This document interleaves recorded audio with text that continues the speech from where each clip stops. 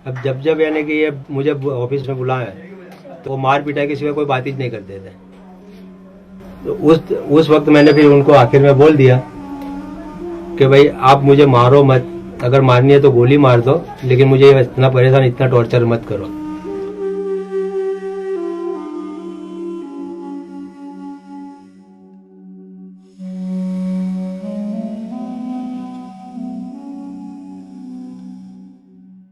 सितंबर सन 2002 को अक्षरधाम मंदिर पर जिहादियों ने आक्रमण कर दिया।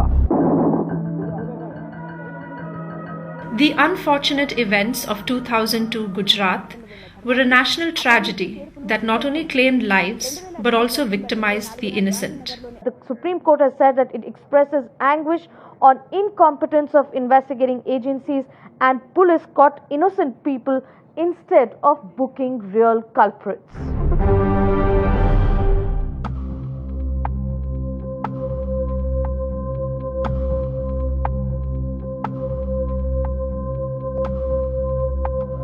For Adam Ajmeri, who was sentenced to death in the 2002 Akshardham temple terror case, it's a new lease of life.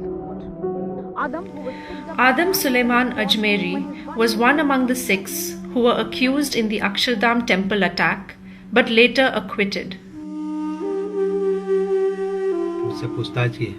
He recalls the horror that unfolded on the night of his arrest, when he was blindfolded and taken for questioning by the officers of Crime Branch. उन्होंने बोले कि तू ये जितने भी जो है ना 2002 के बाद जो ट्रेन जली गोधरा की 2002 के अंदर, तो उस ट्रेन के बारे में क्या जानता है? मतलब साहब इस ट्रेन के बारे में इतना ही जानता हूँ कि ट्रेन जली हुई है और इतने आदमी जले हुए हैं। अब कौन है, क्या है, कैसा है मुझे मालूम नहीं है, मैं अखबार में पढ़ता रहता हूँ। तो बोले अच्छी बात है। अच्छा, फिर हरेन पंड्या के बारे में क्या जानता है? मतलब हरेन पंड्या के बारे में कुछ नहीं जानता, मैं अखबार में पढ़ा था, वो होम मिनिस्टर थे और उनका मर्डर हो गया है। अच्छा, बोले टिफिन बम के बारे में क्या जानता है? मतलब टिफिन बम, तो बोले बसों के अंदर जो टिफिन बम जो ब्लास्ट हुए थे, तो उस दौरान भी मैंने बोला मुझे कुछ मालूमात नहीं है। फिर उसके बाद उन्होंने कुछ सूरत का केस था हसमुख लाल वाला करके, उसके बारे में पूछा। फिर जिहादी षड्यंत्र के बारे में पूछा।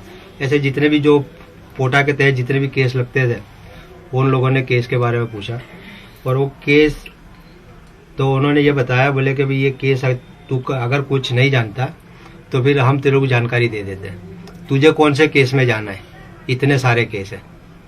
तो मियां साहब मैंने कोई गुनाह नहीं किया, मैं कोई केस के अंदर इन्वॉल्व नहीं हूँ, तो फिर आप मुझे इस तरह से क्यों है ना गुनहगार बना रहे, मुझे आरोपी क्यों बना रहे? तो बोले बस हमारी मर्जी, हम बनाएंगे। बोले फिर मुझे मार पिटाई शुरू हो गई। तो ऐसे करते करते तकरीबन नहीं तो 4 से 5 दिन तो इतना है ना मुझे मारा पीटा है कि मैं हालत है ना मेरी ऐसी हो गई थी कि पतलून मेरी जो पैंट जो थी वो चमड़ी के साथ है ना उखड़ती थी और ब्लड पीछे इतना सारा निकल रहा था। अब ना मेरे घर वालों को पता था ना मुझे पता था कि मुझे यानी कौन से केस में डालेंगे, क्या करेंगे।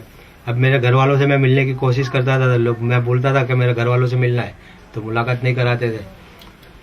तो उस दौरान उन लोगों ने फिर बोले कि इसको अक्षरधाम के अंदर फीड कर दो, बोले ये अपना काम हो जाएगा। बोले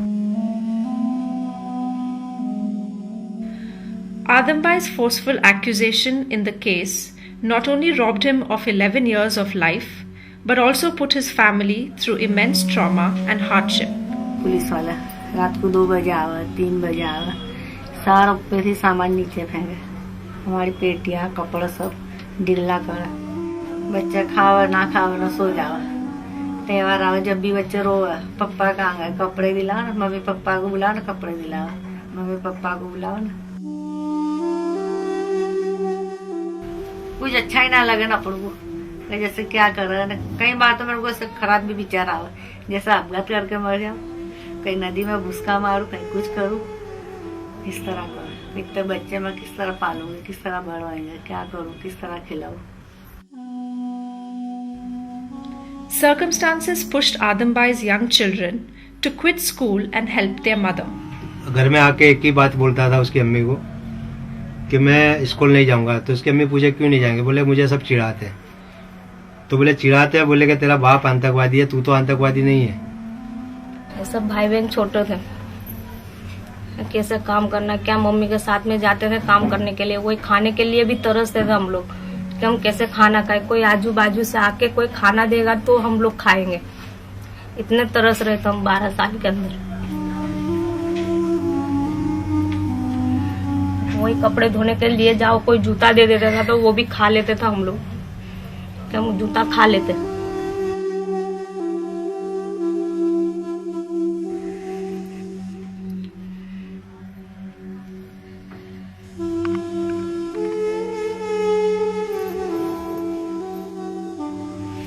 अभी तो देखो कुछ मेहनत ही नहीं कर सकता, हाथ पांव तो बिल्कुल लूले ही हैं।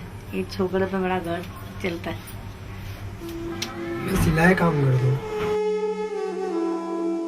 मैं कुछ महीने 5-6 हज़ार रुपये जैसे कमा लेता हूँ।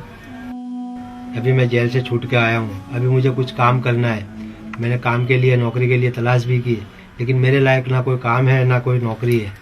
दोस्त लोगों ने भी, जब अंदर था तो घर वालों को मदद कर देते थे, लेकिन अब बोले तू आ गया है तो अब तू खुद ही कर ले सब, जो भी कुछ करना है वो। तो जो अंदर था उससे ज्यादा तकलीफ अभी और बाहर आने से हुई है। Although Adambai has found his freedom after 11 years, his hardships continue. He struggles to get his life back together and provide for his family. मुझे गाय भैंसों का तबेला डालने का पूरी उम्मीद है कि मैं कुछ भी 6 महीने साल के अंदर कभी भी काम करूंगा तो ये करूंगा। और मुझे थोड़ा बहुत कुछ नॉलेज भी है।